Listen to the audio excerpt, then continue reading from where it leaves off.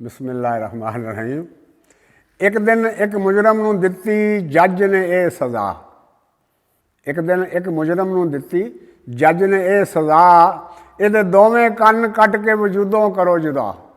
ये दोवें कन्न कट के वजूदों करो जुदा। मुजरम कहंदा फिर ते सर मैं हो जावांगा अन्ना। मुजरम कहंदा फिर ते सर मैं हो जावांगा अन्ना। किस तरह मैं वेखांगा फिर अपनी पैली बनना। किस तरह मैं वेखांगा फिर अपनी पैली बनना। और जज ने कहा कन्न कट्टे ते अन्ने कदे नहीं होए। जज ने कहा कन्न कट्टे ते अन्ने कदी नहीं होए।